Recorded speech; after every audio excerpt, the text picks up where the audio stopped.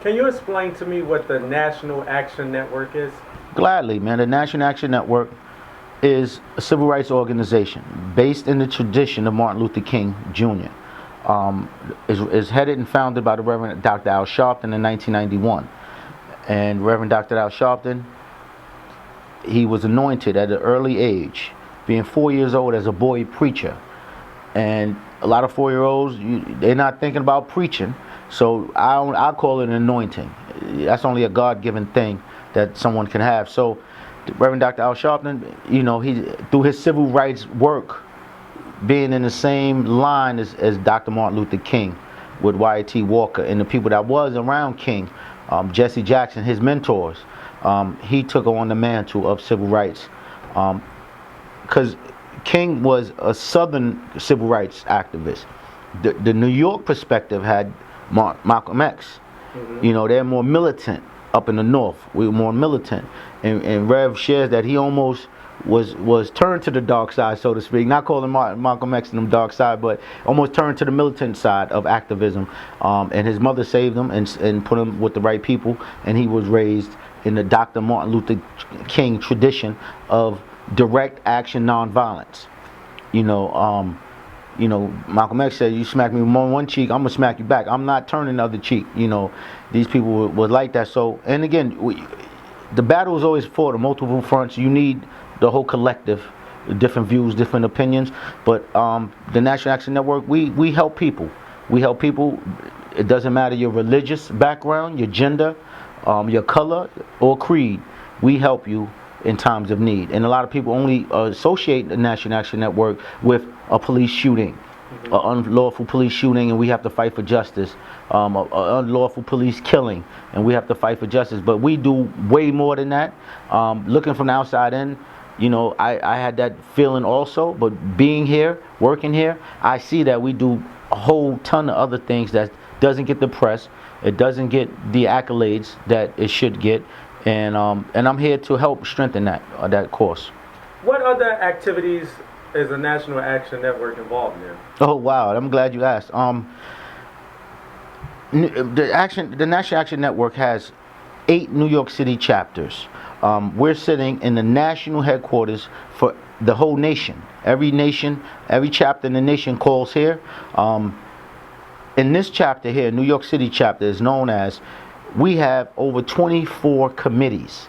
I'm talking about women auxiliary, men's auxiliary. We have NAN Youth Huddle, which is very, very powerful tool that we have. Powerful committee run by Reverend Al Sharpton's daughter, Ashley. She does a wonderful job for over the last 7-8 years she's been doing this. And we have young folks from as young as 6 years old up to 23, 24 years old. And they're part of it. They talk about current events. They talk about civil rights. They talk about things that's going on in the nation right now. And there's a forum for them to discuss. It's live stream, so they get public speaking tools to speak on the microphone in front of people in a live audience. So we have stuff like that. Next week we have a mental health certification class. It's a free class open to the public. Of course, our members are all coming also. And we had it last month and it went very well. We had over 50, 65 people here. And after the end of the 8-hour class, you get a certification on how to deal with people with mental health, which is a big issue in our community that a lot of people are not speaking about and a lot of people are not doing anything about. And you get certified and you can use that for employment. So not only you know how to deal with individuals in the street that may have mental health issues, you are going to be certified to be able to get paid for that skill. So I have another class coming up next Thursday and Friday. It's only 4 hours one day, 4 hours the next day, and then you're certified. We have the Deaf Club. Deaf Club is a fantastic club. It's a community. I didn't know, again, coming here, I was, ignorant to a lot of things, but we all know of someone who's deaf. Or we know Helen Keller or stuff like that. So, but the Deaf Club here, they teach you sign language. They teach kids as long as 2, 3, 4 years old sign language. And you can't get certified through them. However, you'll be trained enough in sign language to be able to pass the test and be a certified signer. And that committee is so powerful. That community is like a community where they know people in every borough. They throw the best events. I've been to a few of their events. They throw the best events. They get a lot of participation, and it's run by Christine Dudley. She's been around. She actually, when Obama was president, when he used to come to the UN or come to New York City, she was one of the person that he would call to sign when he's doing his remarks on press conferences and stuff. So it's very renowned, and that committee, and that's just a few. We have a ton of other committees. We have Arts and Culture Committee. We have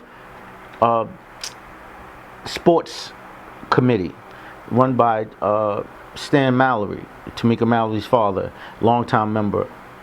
He gives free karate lessons every week. You're free to come and learn how to self-defense and discipline. And these are things he does twice a week.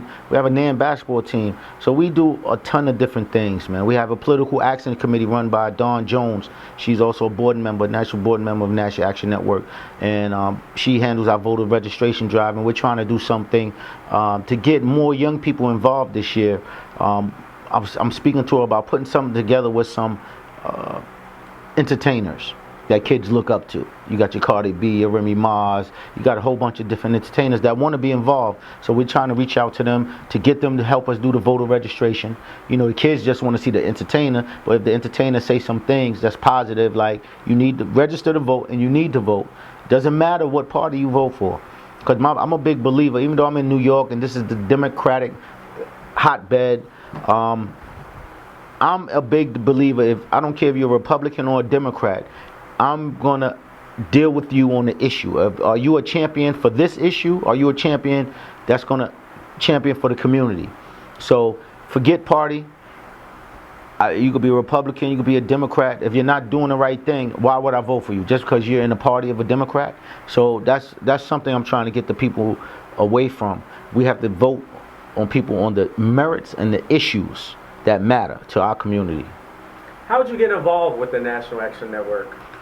Wow, that's a good question. All credit to my Aunt Beverly. I have my Aunt Beverly. She helped bring Reverend Al Sharpton to Harlem. He was in Brooklyn for most of the stuff. He was trying to come to Harlem. He met with my Aunt Beverly Alston, and he also met with Teresa Freeman.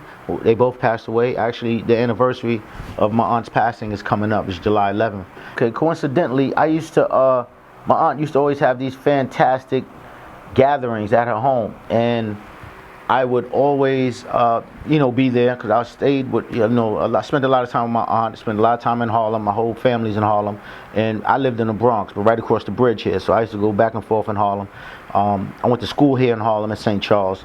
So I always remember when Rev, the first time I saw him in person was when she did a big party for her floor. They have a catwalk where you walk off the elevator and you're outside before you knock on the door.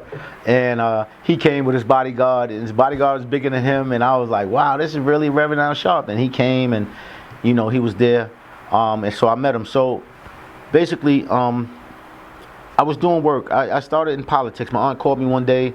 I was working like 2 jobs at a time. I was just finishing up one job, and I needed something else to make money, of course. And she said, listen, this is some guy running in Queens. The guy needs help politically. Would you be interested? It's $15 an hour. Talk to the guy. I said, sure. I talked to him. So I talked to the guy. It was 4 hours a day, $15 an hour. It was easy, something easy to do, political. And I did it. And I did so well my first 2 or 3 days. They asked me to bring 10 people to do what I do. I brought them. I trained them. And then the last day, I was working for a lady named Miss Bertha Lewis. And she liked what I did. The last day, I had a team. By that time, I had to bring 25 people and just oversee the team, pick 5 managers to break up the teams. So she liked what I did. She gave me an interview for her company, which is the Black Institute, her organization, and I've never turned back. So I did a lot of good work at the Black Institute. Ms. Lewis was going in transition, so I just reached out to attorney Michael Hardy, and he was a good friend of my aunt's, and I've also met him with Bertha Lewis, who adores him. Everybody who meets Michael Hardy adores him.